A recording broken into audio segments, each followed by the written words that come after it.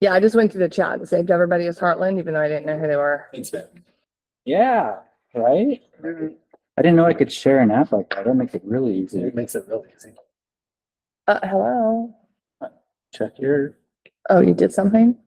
You're so fancy. I don't even know what you're doing. I like to multitask by sending. Where did you send me? The Where do I same- even look? You know I'm old. I don't know how to do this Text. stuff. Your text. Look, You know where you were doing yourself. I'll get 3 of them. Who did I send it to? Yeah, my son said he loved me. He's 25. He never tells me he loves me. I had to give him a picture for that. Cool about it. 3.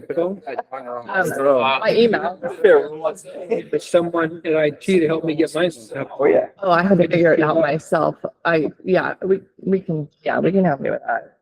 It took me a minute, but now I can It's do gonna it. take a sec. Yeah, I sent it to you and Michael. Yeah. I couldn't. All right, Ryan and some beer. Can you guys still hear us? Yep. Yeah, and you can see the screen okay too? Yep. Yep. Perfect. All right, guys.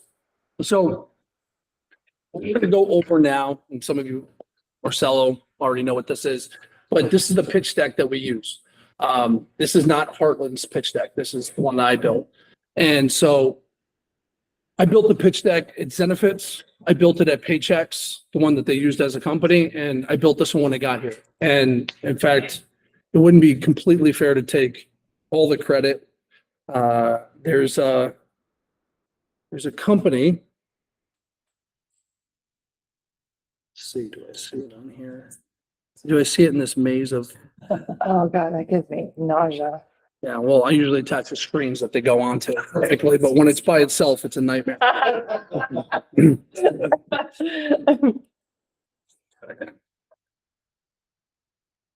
I think the backstory is important.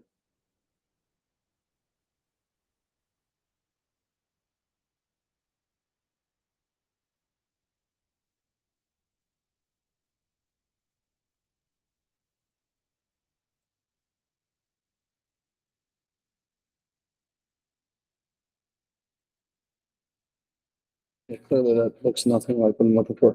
So I'll just send it to you guys. So there's a company called Power Home Remodel. Okay. This company is on the East Coast, and I worked for them for about a year. So when I moved back to Jersey, the last time when I met my wife, she was getting a master's. So I was there for about a year and a half until we moved back out. And I had a very short stint at this company because it was a perfect situation for me. Could work during the day, and then they would book 2 appointments for me, and 1 or 2, and you would just go show up at these people's homes. And you could go sell. And they come in at maybe 1 during the day, possibly like 3, but usually not till the nighttime, 5, 6 o'clock. Go in, do your pitch, make your sale, and that's it. I don't have to prospect, nothing. With that said, they sold windows and doors mostly with the install, and then they also did roofing and siding, some other things. They're the 10th largest remodeler in the United States, and the company had started in the late 90s. 2 cousins going door to door selling windows. That's how it started out of Philadelphia. And then I worked at the Jersey location. My experience there wasn't tremendous in the sense that I liked it. I actually hated it. My father's a contractor, so I know the real prices of things. And let's just say it wasn't the easiest thing to sell, maybe the windows a little bit. The guy I worked for, I had to really think about it, but he's definitely the guy who ran the branch, biggest asshole I've ever worked for, hands down, when it comes to a sales leader. At the same time, maybe the best salesperson I've ever seen. And say it's, which is very difficult to separate the two, but I'm able to. And it's because he literally would break down each piece of the pitch down to a T. He didn't cut corners. He didn't shoot steps. And he knew what works. And they had the most dialed in sales process I have ever seen in my life. Fortunately, it was in a product that I didn't have passion to sell, nor did I think it was all in the up and up completely. So imagine you're going to buy a roof to be replaced on your house, and a normal contractor is going to come in and charge you $8,000, $10,000. Your price would be $25,000 to $35,000. Okay. Now they give you 50-year warranties and all kinds of stuff so that if something goes wrong, you truly can reach out. They're going to show up and fix it.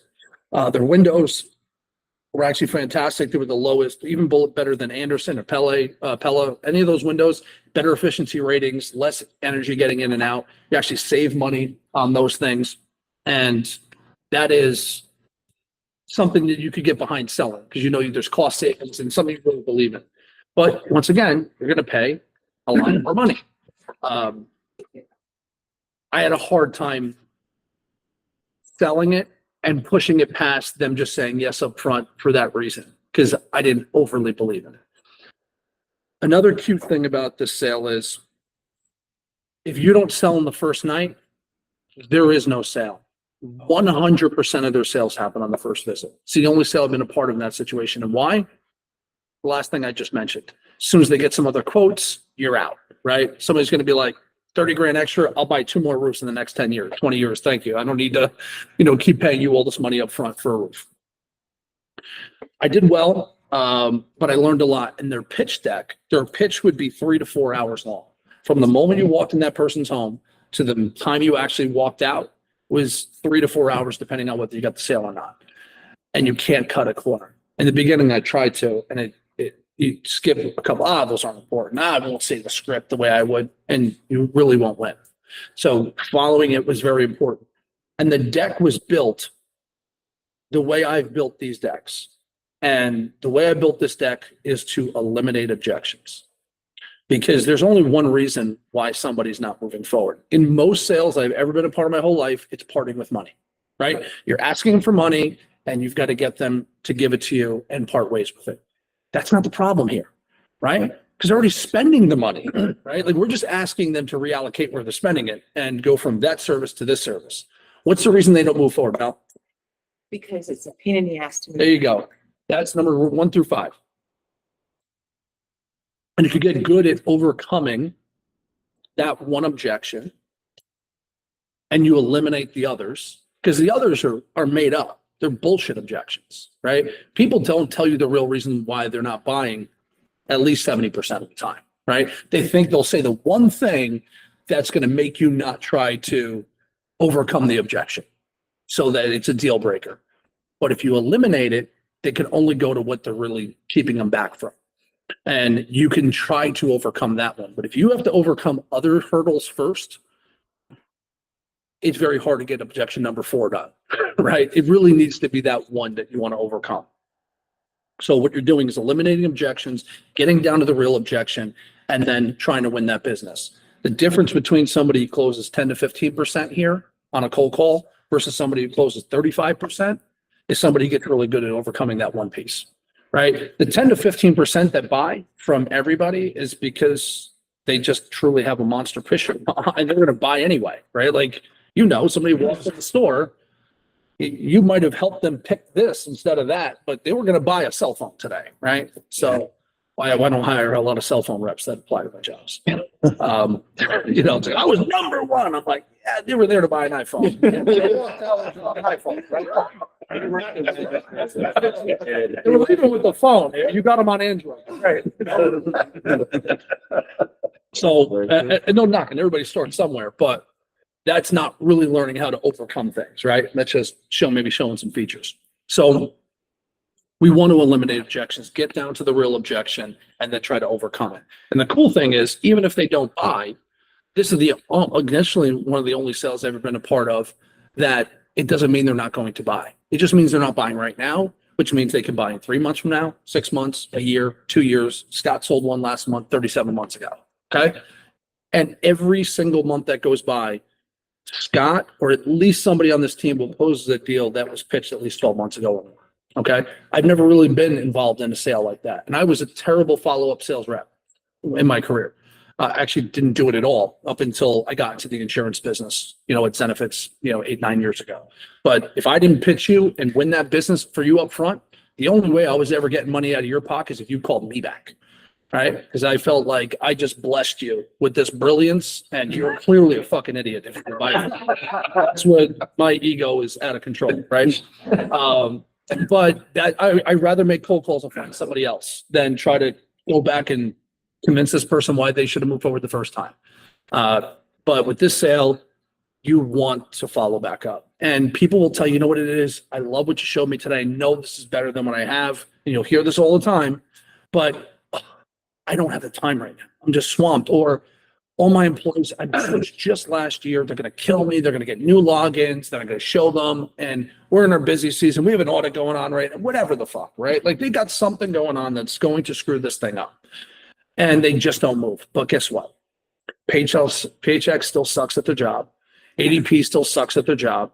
And that day is going to come where they're either going to double the price one day, or they're going to miss a payroll, or they're going to file their W-2s the wrong way. Something is going to take place. It's payroll, it's reality. It's going to take place. And it's going to be the final straw. Were you going to be the guy that hit the home run where the only thing that you guys left on is it was bad timing and I just can't do this right now? You're going to be the first one they call back, right? And if you're checking in with them 3-4 times a year because you left on good terms and, hey, it's not good timing, can you mind if I check back with you? Absolutely. Great. I will. And every handful of months you check back. And they might have just had that problem 3 weeks ago or a month ago, or it might just, it's going to happen next week. And then you just called them and they're going to call you right back because they remember you. So there is a lot of importance on following back up. But if you don't do this right on the front end, you're not the person they're going to follow back up with. The other thing that I make sure to do inside of my presentations with pitch decks is to talk about the things that we do different that's better, right? If you're going through a normal pitch deck at most companies, which is made by the marketing team, okay, not salespeople, they're going to show a bunch of pretty slides and a bunch of products that you have. And you're going to see those products in a demo anyway. You're just seeing still pictures. There's nothing for you. And they're going to name a bunch of things that your current payroll company already does for you. Why do I want to spend my meeting proving to you 70% of the time that you're in a good place? Me naming that we do direct deposit. Great. Fucking everybody does direct deposit. And you've done nothing except for tell me, oh, good, I'm in a good spot. They do, okay, I got that at Paychecks already, right? I name the things that they don't do or they're not good at, that we do better. Separating those differences and isolating those as the reasons why they should talk to me. Will they sometimes get into my presentation like, but do you guys like pay the taxes too? Do the tax pay? Because I don't even bring that up. Absolutely. Yeah, that's standard. All payroll companies do that at this point. You know, and look, I can go through an entire list. We'll be here all day. We do everything that they do. Here's the stuff that we do that they don't do. And I'll tell them at that point. But absolutely, any questions you have, just ask. But I promise there's nothing that they're going to be offering you that we don't, unless it's insurance. And we have partnerships for that, which is a much better way to get the business. So that's another piece to it. Don't prove why they shouldn't move. Prove why they should move. So here it goes. Put a cute little slide. You, your dogs, your cats, your kids, your wife, your husband, whatever you got, show it. And I have some reps that get very detailed in this process and are big rapport builders on the front end, way more than I am. And they will actually go to the client's Facebook page and see if they have cats and dogs and kids. And they will go and throw theirs up there as their picture, and it will change for each pitch because they know a cat person wants to talk about cats. And if you got a picture of you and cats, great. There we go. They already love you to begin with. I don't know if you guys ever seen the show Don't Fuck with Cats.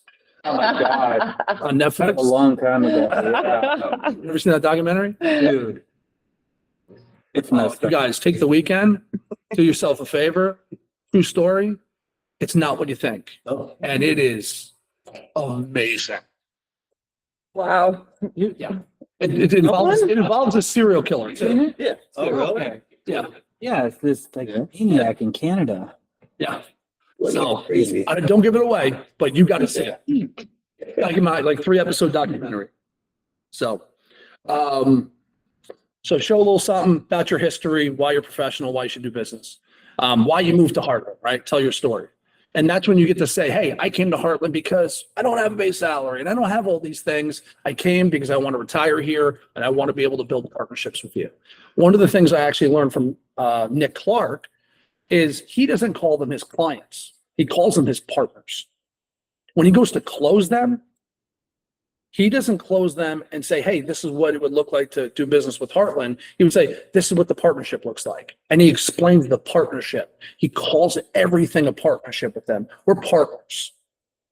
And I've never done that throughout my career because I never looked at this as a partner. I looked at it as a customer, but I also never was really involved in a sale until insurance and payroll where you're keeping that customer long-term, right? Where you actually care about whether they stay or not. Those are residual income type of jobs and makes a lot of sense. I came from Michael's world, which is sell that mortgage and move on, right? Like, unless they're buying another house, which they're probably going to call you back if you did a good job, you don't have that continuous conversations with them. So, hey, quick agenda here to learn a little bit about your business first. I'll explain who Heartland is next. I'll show you how we could help on some of the things that I think that we're doing that you don't have today. And then we'll discuss the setup process, right? Just give them a little outline of what it's going to look like. Now, the first call that you're going to have could be a discovery, a pitch deck, a demo, all on the first call. It might be just a discovery and a pitch deck. You might have done the discovery on the open call, and now it's just the pitch deck and the demo, and maybe even the proposal at that point, because you had all the information up front where you could make pricing, right? Just depends on how we're getting to this meeting. So we're only going to do the pitch deck for today and just focus in on this one thing.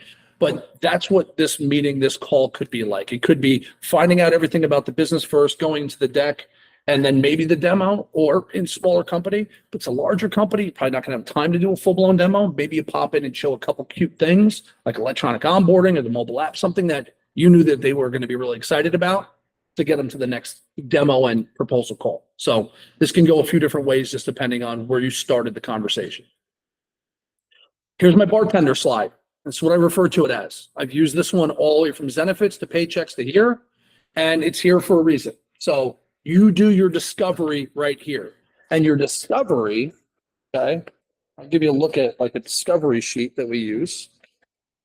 If you guys don't have them yet, and if you don't, make copies before you leave. Don't make 50 copies if you have them. Actually, I think you get one here. You have this. Do you have this one yet? I even put questions on the back that would help you ask the right questions on cold calls. I like even having these out for my cold calls so that when I get somebody, it has all the questions. In the beginning, has the things that I need to find out anyway. You have this? Yeah, you gave me one. Okay. Did you share Brandon? Yeah, Brandon's I kind of was getting going on that selfish. Stop it. You got one? Yeah. He tapped me while I was coming in. It's like, Turn my own bell. Oh, you want this one? Take one of these because it's got different bells here. Got it. So discovery sheet. peach chew. You need to fill this whole sheet out, right? And some of the stuff even involves things we don't sell, like an insurance or 401k. So it could be health insurance, workers' comp, 401k. But if you're not finding out everything about the business in advance, it could also be the reason why you never have another meeting. And I'll give you an example. Let's say they're with Paychecks and the administrator has no idea that when the owner bought this, he also gets his workers' comp through Paychecks. Paychecks and ADP have a program that Paychecks invented with their agency called Workers' Comp Pay As You Go. Okay. And because they have access to all the payroll records, they're able to get the carrier, the insurance carrier, the Hartford, the CNA, the Travelers, to give you monthly installments for your payroll versus here's your cost. It's $10,000 a year. Give me a check for $10,000. And at the end of the year, whatever the difference is, you might pay me another lump sum, depending on what your claims were. They could just make installments. So it makes people not want to dump the money up front and just do it throughout the year. They had that advantage. Heartland has integrations to about 70 carriers that we push the data to so they can keep the pay-as-you-go option. All right. So watch this. Owner buys. We talk to the admin, loves everything, knows the owner's going to love it, complain about the stuff. Goes there. Hey, I'm at this company, Heartland, phenomenal system. The pricing's actually even better than we're getting at Paychecks. But I really want to take a look at this and make the move. And he's like, no. What are you talking about? We're not moving. Workers' comp is $30,000 a year. I don't have the money to go move to a carrier 30 grand at one time. We're on monthly installments. We have to say a Paycheck's not an option. Person ghosted you out for 2 weeks, 3 weeks. And why? Because they're embarrassed because they thought this was a done deal and they were excited and they wanted it. Finally, you get them on the phone and then they say, oh yeah, look, I talked to the owner a few weeks ago. Sorry, I haven't got back to you, but yeah, we have our workers' comp there and we have this pay as you go program. And he said, there's no way we can move. And then I say, oh no, don't worry. We have the same, we could push the data. You could still have the pay as you go option. Oh, okay. All right. Well, I'll let him know. And if he says it's okay, then I'll get back to you. Once they've already said no to something, it's very hard to get them to change their mind. It just is. They start thinking, well, I don't know how the pay as you go option works. And maybe they're going to be more expensive than I was, which it's not, right? Because the carrier's the one who makes the fees, not the broker. But it's already too late. Find out everything you could find out. Educate the non-decision maker as much as possible so they can really be your champion, not just the person that's going to, okay? Then I put everything else on here and I don't just start running down my list of questions. I say, hey, listen, talk to people every single day of the week. And I know you mentioned, you were having some troubles with XYZ. Do any of these resonate with you? Disconnected systems, rising labor, anything's going on at the business today? And shut the hell up. Let them go tell you all their problems. That's why it's the bartender's line, right? Just be quiet. Just let them go. Everything they give you has some kind of value. And sometimes they will not give you anything there. It's like, oh, we've been open for 10 years and we were doing phenomenal. But 3 years ago, a place opened up across the street and now 30% of the sales we were making on coffee go there. That was just an add-on for us, but it's been hurting us. They'll tell you all kinds of shit, right? They'll give you all kinds of information. And even though it might not be related to this, you might be able to tie that back in later.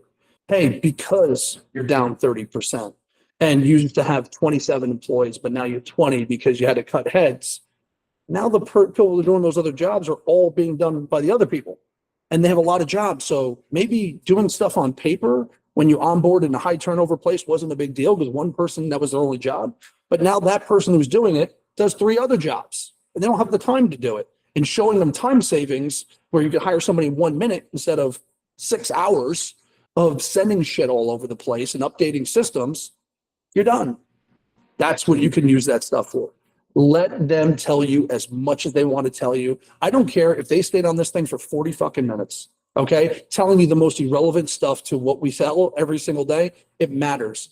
And if you look at any sales piece, and this is the stuff that I have to work on the most personally, is if you look at the percentage, and you probably know this from where you were in the past, it'll show you, if you look at any call where there's a pitch, the percentage of time where the rep speaks versus the customer speaks, the more the customer speaks, the higher closing percentage dramatically across the board, which is very difficult for salespeople, including myself, who never shut up, right? They want to talk the whole time and run the whole thing and control the conversation and do all the things you're taught to do. At the same time, if they don't speak, it makes it difficult. And what's going to happen on the rest of this? I'm going to show slides, maybe some interaction, and you're going to see a whole demo, maybe a little bit. It's going to be 90-10 the rest of the way.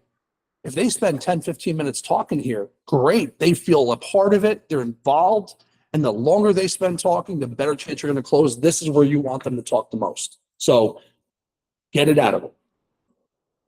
And then whatever they didn't answer, because a lot of the stuff they will answer for you, you can pop in. Like, oh yeah, we have about 5 locations and 120 employees.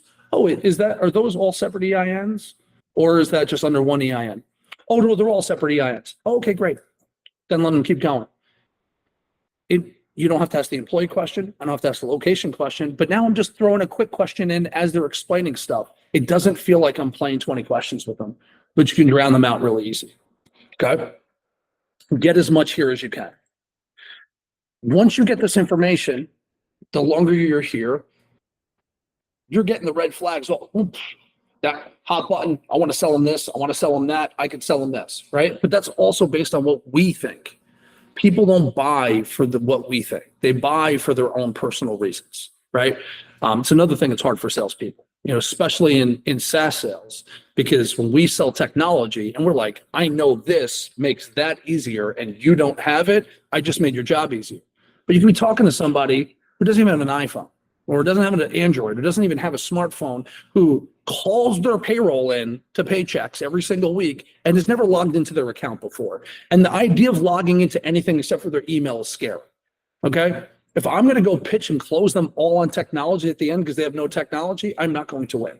Right? So the next slide, really important. Hey, I know you took the call today, and I know you mentioned a couple things, and I think I know what makes a ton of sense for your business. But if you're going to leave paychecks, what's going to be your main driver? Is it the cost? Is it the service, the technology? What's the compliance? Like, what are you hoping to make the best? What magic wand can I want and make the perfect payroll company for you? What would that look like? Once they tell you what it is, maybe it's cost and tech, maybe it's just tech. At the end, when I go to close them, I'm like, hey, I know you said that the most important thing to you was technology. And now, obviously, throughout the call, you mentioned this a million times better than what you've seen. And the other thing you were hoping to do is possibly save some money. Well, it looks like we're able to save you 20% and give you the technology you're hoping for. So look, this is all we need to get started. You could assume the sale at this point, right? Because they've already told you why they'll move. Why? And when I get to the end, there should be no other discussion. If I've accomplished what they've asked for, we can get this thing done today. And you don't have to wonder whether they're moving because I did exactly what you asked, right? So find out what their drivers are. Not to say that you can't add a couple on the back end that they didn't know about or understand, that you're going to catch them off guard, like, oh shit, that's great. Now I could use those in the conversation as well, but always lead with the thing that they said that would make them move.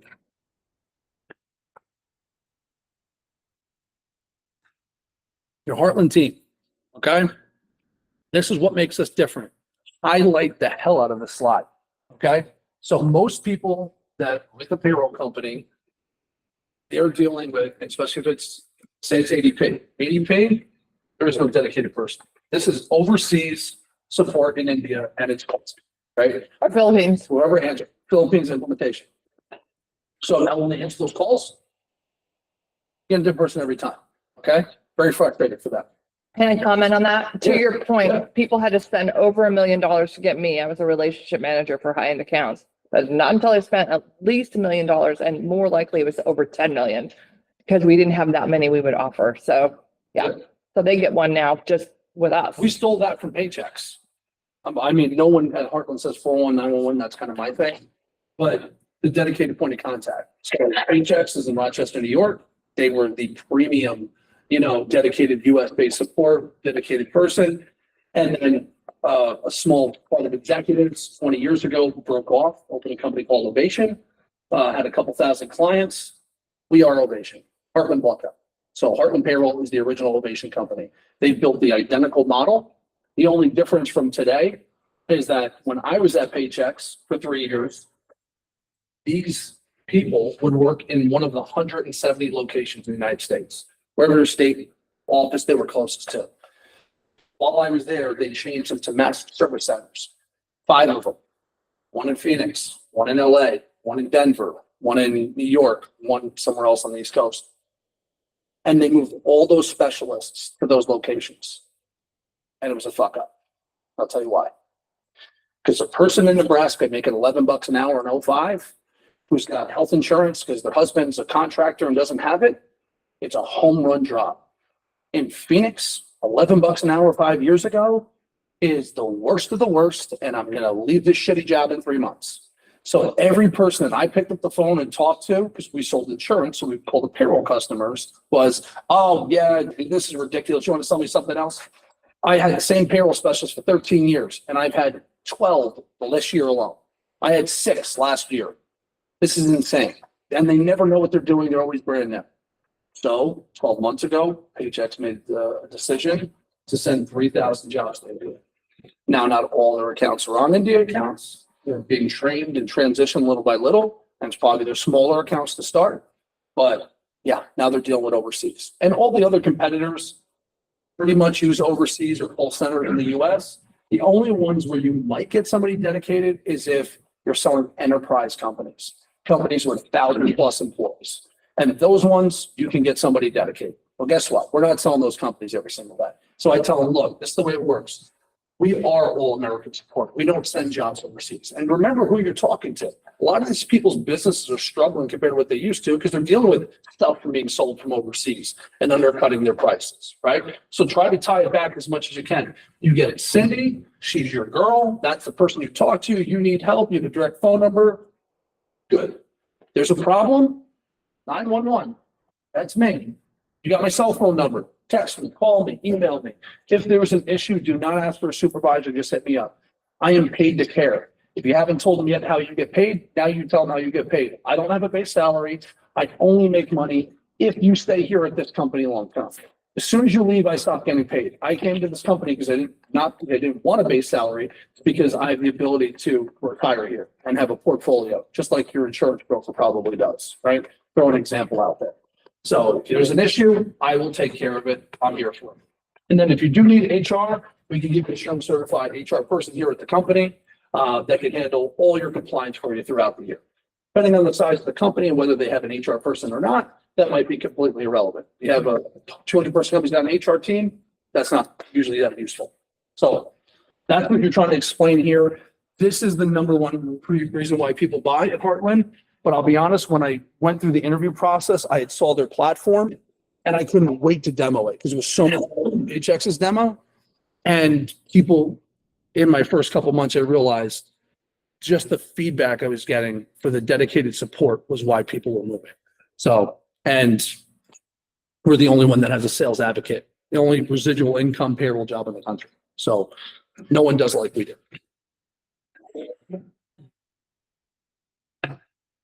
I explained a replacement model versus a retention model. And as that paid checks, they turn over 35% of their 700,000 clients every single year. And they replace them with their 3,000 sales reps, right? ADP is the same exact situation, losing 30 to 40% every single year, year over year, but they replace them. And both of them don't replace them in natural sales. They replace them in sales and acquisitions and buying other small payroll companies, especially ADP, which Michelle knows very well. So if you got a few thousand clients, Paychecks and ADP are offering you money pretty much every year to buy your portfolio. It's for their stockholders and to prove that they haven't lost market share, but it's costing them money to do it. And they give two shits if their clients stay. They really don't care if they leave. No. And they won't say 25% won't even end up moving over just because they were with them previously and won't go back. But here is what we do. We're a retention model. Just the same way I explained to you why I get paid. We pay our people really well at Heartland. And, it's a much different model where our job here is to keep you. We can't afford to lose clients the way they do. So we give you top rated technology versus average technology. We give you a dedicated US-based specialist versus a call center overseas. You get a sales agent that's, paid as long as you stay. And by the way, and with the exception of a couple guys in the room, could say, I'm 44, I'm 46, I'm 48, I'm 50, whatever age you are. And the average age of a sales rep at Heartland's 51 years old because people come here to retire and we keep our portfolios. Average age of a sales rep over there is 25 and is probably going to be there for maybe a year and doesn't really care whether you have problems down the road. It's not their problem. They get paid once and that's it. We give you a 3-year price lock, guaranteed not to go up. They give you a 1-year pricing model that they can discount up to 60% at Paychecks, up to 70% at ADP for year one. But the price is a discount, which means it can revert back to the original price after the 12 months is up. They might not hit you all at once. They might hit you in little pieces, but that price will go back up year over year. With us, the price is the price. There is no discount.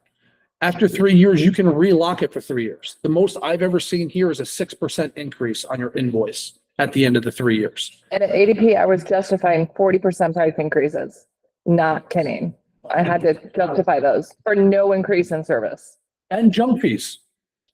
Like you'll go on, you'll see like direct deposit fee on Paychecks invoices. Everybody gets direct deposit, right? Like that. Why would that be an extra charge? See the most ridiculous little line items. Like if you buy time and attendance through Paychecks, you could pay for your time clocks. You could pay to clock in and out. You could be paid for the schedule feature, the PTO request feature, and the time off accrual feature. You get time and attendance to Heartland, you just get everything, right? Like it's just use what you want. Here's the price. There's no like, oh, but you wanted that other thing. I'm going to hit you for this too, right? If it's in that product suite, if it's applicant tracking system, you get unlimited job postings, all the job boards. Okay. There's no extra fee if you want to also put it on Indeed, right? Like maybe if you want to go sponsor additional ads, it's going to cost more money, but that's an Indeed cost, not an R cost, right? There's no, if you go over 100 applicants in a month, it goes to this new pricing structure, price and the price, right? So there's no gotchas in it. Payroll world, there's gotchas all over the place. And to your point, the clients cannot read their invoices at ADP, so they can't even figure out what they're being charged for. So Oh, I yeah. can spend hours just trying to decipher their invoices, and it's incomprehensible, and they do it on purpose. Yeah. I just did this with Leah on Monday. Me and Leah pitched the deal on Monday. It was a $60,000 account, and they had a Paychex invoice, and it says the name of a package, but tells you nothing what's actually in it. I know the package name. I said, what's the name of the package? Does it say Enterprise Pro? It's Enterprise. I knew what was in it. I know the cost, but they don't even know what they have, right? Because they want to keep it confusing. It's just the way they operate. And then last, they're going to try to upsell you PEO, health insurance, workers' comp, 401k, and anything else that they have in their product suite. They sell 45 different products. And none of those products should you buy from a payroll company. Each one of them is a little bit of a different reason. But what do? We integrate with your local broker, your advisor, or any other technology just to make your life easier for integration. But we don't force you to do everything here. We're not the best at everything. We're the best at what we do. And when you want to keep that local support that's going to do a much better job with your health insurance or your retirement plans, you should keep it, but you still get to have the integration. And you play nice with others, where ADP and Paychex, well, I can speak for ADP. ADP doesn't want to work with anyone else because they want you on their platform. So they don't play nice. They won't give you data. They won't cooperate. So that's how we explain it. And then I go into telling them, here's the market share. Paychex, ADP, still the two largest. Gusto, Heartland. Heartland's doing payroll since 2010. We're already the fourth largest payroll company in the country, 65,000 clients. And it's because our model really works. Although we are a Fortune 400 company, and we have over 5 million clients in the US alone. On our other services, we are the second largest credit card processor in the world. But because this way we go to market really works, we're able to grow that market share. Because if you look at the ones below us, Paycom, UKG, Paylocity, Paycor, these companies have been around for 30 years, 40 years selling payroll, and we have flown past them in a dozen years. UKG is that small? Yep. I heard they're big. I've never heard of them until like maybe a month ago. Yeah, they've been buying up some companies, so they're getting a little bit bigger. Okay, this is the Fortune 500. They can pull this stats up online. And once again, I pulled this up for a very specific reason. Say, look, let me take it one step back before I explain this part. So payroll is an unregulated industry. Okay, so you go get insurance, you go get a retirement plan. If somebody fucks up, there's a fund that pays the fuck up. There is no, I lost XYZ. Company goes out of business, you don't lose your money. In payroll, it's unregulated. So if I'm a payroll company, and I don't need a license to be a payroll company, by the way, but I want to open a payroll company today, and I sign every one of your businesses up today for payroll. And throughout the quarter, I'm collecting all the taxes, right? And I'm going to pay the taxes for it. And I go belly up. I hired too many people, whatever, and I use your tax money to pay our bills, and then I go out of business. You still owe the tax government, not me. My business is shut down. You owe. The only time that does not apply is for publicly traded companies. Publicly traded companies are held to a different standard, so that if that company goes out, all those funds actually have to be kept in separate accounts that are protected and can only be used for tax pay. And until 2010, there was two publicly traded companies for payroll, Paychex and ADP. That's it. And now there's 7. Number one of them. So when you're talking to somebody that might be using a smaller company or a CPA, that money is not safe. So this one of the things I actually learned when I was at Paychex is one of their big sale features. But now us, Paylocity, Paycom, Paycor, are all publicly traded. So Well, if I'm PEO leased employee, how does that affect? that's a whole nother animal, but I don't want to explain it now because it'll just get too confusing for too many people. But PEOs, you're technically on their EIN and kind of protected, but kind of not, just depending on how bad the company is. And MasterTax is the tax engine that runs ADP, and Heartland actually uses it too. When we were independent before ADP bought master tax, at least one or two clients a year would just run off with the tax money Yeah. and go disappear in some other It country. happens every year. Yeah. Every year that goes by, there's at least one payroll company. It happens in New Jersey all the time. They are just closing the door, $17 million gone, can't find him, and he's in, Cuba, Colombia, somewhere else. It really happens. So the way I explained the whole story, you have a retention model versus a replacement model, right? We pay our people really well. I tell them our payroll specialists make double what anybody else makes in the country. Just so you know, you're a brand new payroll specialist here. You start day one, never did this in your life.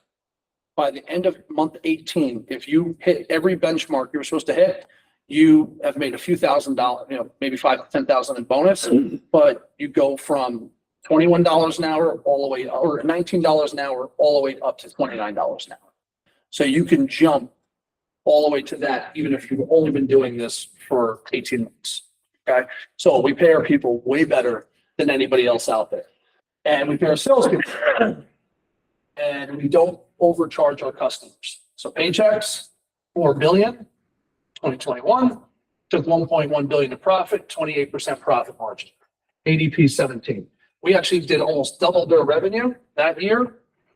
Half their profit, 7.86%. I say, look, we pay our people well and we don't overcharge our customers. We don't gouge them. And for that reason, they stay. We have a retention model. We lose less than 10% of our clients per year. And the story tells itself, right? And you never know what client is going to buy it, because I had a client that we pitched 2 years ago, put a $120,000 account, and the owner popped off the call after about 10 minutes. And the broker that brought us in hit him up, like, hey, why'd you leave the call? He had other people on. He goes, I'm done. I'm buying. He goes, what did he? He goes, it was the Chicago guy. And he goes, oh, the Jersey guy. That 8% versus that 28%, I'm done. Sign me up. And this was the slide that did it for him, right? So you don't know why someone's going to say yes, but this goes to prove everything you're trying to tell them.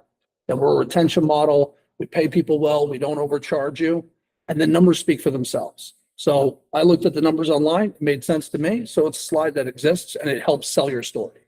What was the comment made in the town hall about the negative online reputation of Heartland? I had never heard that. Well, no, there was, so take it back. Let me finish the training, but I'll explain it to you after. I just don't want to script the Okay. recording for everybody's. Yeah. But I will explain it at the end. Okay. Some Heartland customers, it just goes to say, hey, look, do you think Google and Verizon do their homework before they choose a provider? Okay, well, if you want to run a credit card in the country, Google and Verizon use Heartland Global Payments. You don't have to vet us. They've already done the work for you. Big companies don't choose companies that they haven't vetted. And then this slide is your job.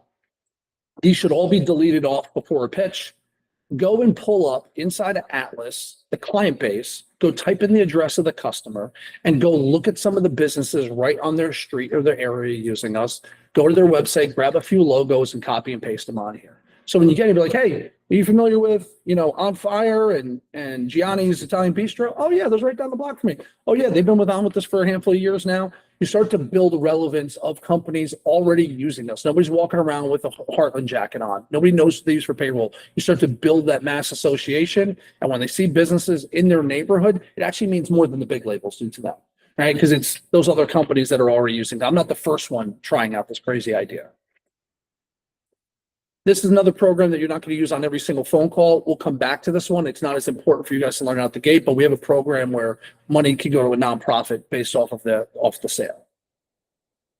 Net Promoter Score. So I use this one, and it's from 2 years ago. And the reason that I use it, because you can go pull NPS scores on companies all over online. But the only time you can really compare one company to the next is if you did your Net Promoter Score the same time they did it through the same third party. Ericsson Research is a third party consulting firm that does NPS scores, and Heartland, Paychex, ADP, and Intuit a few years ago all did it at the same time through them. And we all agreed to post our results based on the research for that particular quarter. And ADP was a 6, Paychex was an 18, we were a 70, and then Intuit was a 29. And the average in the industry from Ericsson is about 35. And then I threw some other companies out there, net promoter scores that people are familiar with, that they use every day, Apple, Costco, USA, that have good customer support, to show how important that 70 is, right? Now, we can go and do a net promoter score through a different third-party company right now, and the score can be completely different. That's why you have to use one that was done at the same time as the other companies from the same company. So I keep the one from a couple of years ago, one because the score, but also because I know the other competitors did it with us at the same time. IRS versus DOL, okay? This isn't for every single call, but this is one of the most important slides you'll use, okay? So if they don't have HR today, which means they don't have a dedicated SHRM certified professional in their business, they don't outsource it to Paychex ADP, they're not on a PEO, okay? If you take those scenarios out, you're still left with 90% of the people you're going to talk to that don't, or 80% of the people you're going to talk to that don't have this. So this is the scare slide.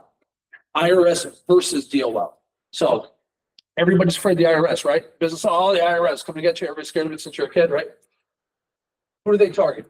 Everybody in America. Random. Here's their budget. And they collected $8 billion from negative companies, companies that messed up on their taxes, okay? Last year, 2022. DOL, who do they target? Only business owners. Who do they investigate?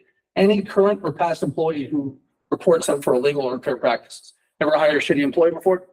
You hear them get infuriated on the phone. What's their budget? It's actually more than theirs is, and they only target one set instead of everybody in America.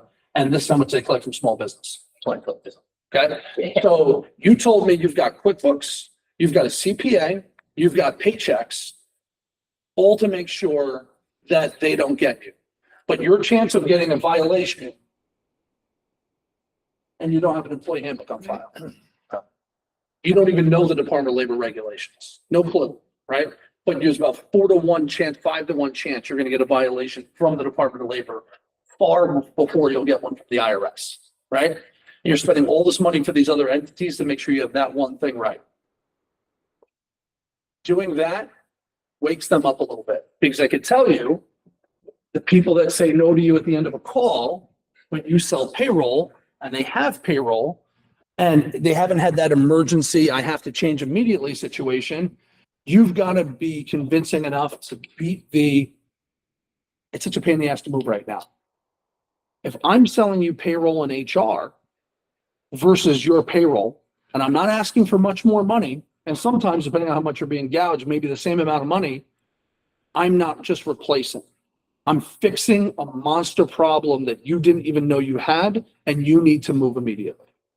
And the benefit is, even if they are like, I just can't move this right now, you could sell standalone HR. The HR is worth more than the payroll is. You know what I mean? Like, you'll get more money off the HR sale than you do the payroll sale. And you could sell that thing as a standalone. So this slide will make you money, because you're not just going to be replacing technology or service. You're scaring them on something they should be scared about that they don't know about. And why? Because they were good at what, Michael? When they opened their business. It's good at what they were doing, but Your flower girl, what was she good at? creating. Yeah, she's good at making flowers. Okay, she's good at what they do. They don't know anything about Department of Compliance. Somebody opened a pizza shop. You think they know about Department of Compliance? They grew up making it. They worked at a pizza place for years, and now they open their own. Like, they're good at the thing that they're good at. They barely know how to hire legally with I-9s. Never mind Department of Labor, compliance, past the basics. And who have they talked to? They talked to a CPA when they got set up. And the CPA said, oh yeah, make sure you fill out these W-4s and I-9s for each employee. And that's it. And they're not going to give them Department of Labor guidance. They're just going to tell them what they need, right? That's not the total solution. So that's when I'll say, look, we have a couple different packages. We have HR on demand, HR on complete. We could do light HR just to keep it compliant with your documentation. Or if you want something a little bit more in-depth, where we'd have a full action plan throughout the year that we're going to accomplish on your behalf, basically an HR person working at your company that works for us to keep you compliant, we have that kind of package too. So we can discuss that a little bit more. And I'll bring that up right here because the rest of the products you're going to show are in a demo, right? And you're not going to demo HR. There's not a lot to really demo. You might demo like the performance reviews, but 95% of what they're doing for you is something I can't demo. So I think it's important just to highlight it here. And then I might just mention some integrations, right? Like, hey, we integrate with X, X, and X. I know you said 401k here. You have your health insurance there. We integrate with both of those, blah, blah, blah. All right. And then you're done. Okay. So at that point, you're going to go from here, and depending on the pitch, you're going to go hop into the demo, right? If you had already done a discovery, you probably have time for the demo. If you had a long 30-minute discovery and then you did this, you're setting up a secondary call to do the demo and the proposal review. Okay. If you did a discovery on a previous call, and you're just going to roll through this pretty quickly because you're really just covering the stuff that isn't questions, you could get into a demo and possibly the proposal too, because you had all the information you needed to make the proposals. So just depends on how it lays out. That's where it ends here. Now, let's just imagine for 2 seconds, I'm going to get past this and I did the pitch deck, we did the demo. Now it's time to go for the close. Okay. That's when we start pitching how easy it is to move. Look, all I need is 30 minutes from you. A couple e-signatures, your username and password for paychecks, and a current voided check. And then my team is going to go into your login, pull all the data out and backdate everything till January 1st for a January 1st start date. So that at the end of the year, you'll get just one W-2 from us, not from 2 separate companies. It'll look like you've been doing payroll with us the entire year. Or we can pick a date like January 1st and start you fresh at the beginning of the year. And we'll just take all the employee information and it'll be a clean break at the end of the year. Now, the next slide I'm going to show you, which I just built recently, we wouldn't be using moving for the next few months because we are in this scenario. So a lot of the problem we get is call me at the end of the year. We don't want to move to January 1st. So I made this slide a few months ago and a good rep started using it. And it says that implementation, best and worst times to move. I know you said you really want to move in January. Well, 30 to 40% of clients that move, payroll companies do it January 1st, which means during that 4-month span, 70 to 80% will sign up payroll because a lot of them just want to do it in Q4. February to September, 20 to 30% of companies move their payroll. 90% of implementation errors happen from October to January. So I know you said you really want to move in January because it's easy, but you also told me the last time you moved, you had the worst implementation process of all time. And why? Because every payroll company in America is doing 4 times the files. And they don't have 4 times the humans to help those files. So it's going to get done at a weaker level. There's a chance there's going to be more mistakes. And we're no different than anybody else. If we're doing them at that time of year, there's a chance that that person who's taking on triple the budget with the files makes a mistake. Guess what else happens at that time of year? You got holidays, people are on vacation, it's cold, people get sick, right? Flu goes around and you just have less hands at the time that we're doing the most business. And that's why people usually leave pissed off. So when I'm talking to somebody in March and May and June, I'm like, I understand you want to move them because you think, but since we're backdating the wages and you're going to get one W-2 at the end of the year, why torture yourself? Why go through all of this? Why give yourself the worst chance to have a good implementation experience? And since you've had bad experience the last couple of times, you move January each time, why do it all over again? I'll tell you why they want to move it this time of year. Because paychecks and ADP were hoots, okay? And for, I don't know how long, for a damn long time, and Paychex still does it this way. I don't know if ADP does. But if you wanted to move payroll mid-year, and I'm in May, and I'm with ADP, or I'm with Paychex, and I want to leave Paychex and go to ADP, I'm going to get a W-2 for my employees for January through May. And over here, I'm going to get it for the last 7 months of the year. Does ADP still do that? Uh-huh. So now I have to hand employee, here's your 2 W-2s for the one company you work for the whole year. Makes no sense to them. Employers are confused and they don't like it. But we actually backdate the wages to January 1st so that you just get one W-2 at the end of the year. And it doesn't look weird or wonky or confuse your employees. And the reason why they do it, it's a retention tactic. They know people at the end of the year get busy with the holidays and just forget and don't end up getting it over, or implementation will get screwed up and they'll immediately say, nope, I'm just going to stay at ADP. I'm just going to stay at Paychex. This has been a nightmare. I'm leaving. I'm staying here. or they'll leave, go there for a month or two and go right back because it was such a bad experience. So I sell them on why March is the right month, why May is the right month, why any of these months are the right month. So it helps you sell business throughout the year and not push everything to the end of the year. If you're at the end of the year, I'm surely not going to show this slide, right? Like, maybe if I want them to run, in October versus January, where it's a little lighter, I might bring it up, but you guys get the idea. And the last piece to the pitch is I stole this also from Power Modeling, because we would have to sell every deal on the first night. We have something called the first visit discount. Okay. Which means, and we give them a certain amount of time. It might be 3 days, depending on how that conversation went and when they're going to be able to talk with the owner, or if the owner, if you mentioned he's going on vacation next week, base it off of what you know. Hey, if you end up signing up with us by a day X, say day 7, here's your first discount pricing. If you decide that you want to wait and it's not the right time, here's a price that's good for the next 12 months, guaranteed not to go up. So 3 months from now, hit me up, we get you in, it's still a great price, right? So you're giving an incentive to move, because the biggest problem that new reps have, and veteran reps too, is the pipeline drags and drags, because they have the service that you're selling them. And unless there's an emergency, what's the difference if they sign today or next month? Nothing, right? And you don't know who's bullshitting you, because especially if you're selling on the West Coast, they don't just want to tell you the truth, right? If you're selling in Jersey all day long, they're gonna be like, no, I'm good. Like my other company, your shit sucks, right? Like, just gonna tell you, I'm not moving forward. But out here, people don't want to disappoint, and they typically will say, oh, we're going to talk about it. We're going to think about it, ghost you for the rest of your freaking life, right? Instead of telling you, no. You're chasing accounts that aren't going to move, and you're wasting your real estate, and your real estate is your time. So if they don't buy within the window that you gave them, they're not buying. And you can stop lying to yourself that, oh yeah, we had a great conversation and they said call back. I just haven't got them on the phone yet. You don't waste your time chasing them. You also don't create that weird atmosphere where I've called you 17 times in the last 30 days and you've been blowing me off and I got to call you from a different number to get you. And now we're on an awkward conversation, right? It just goes like this. Oh yeah, there's no way we can move right now. There's not to be a move for down the road. Okay, great. When's the best time to follow up? Should 3 months, 6 months? I'll just check back and make sure everything's okay.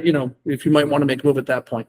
Now you're following up when you told you to, right? And there's none of that weirdness, and you didn't waste your time chasing them. Because what I can promise you is, I don't care if they're a small company or a large company, if they don't make the cutoff, they weren't going to buy.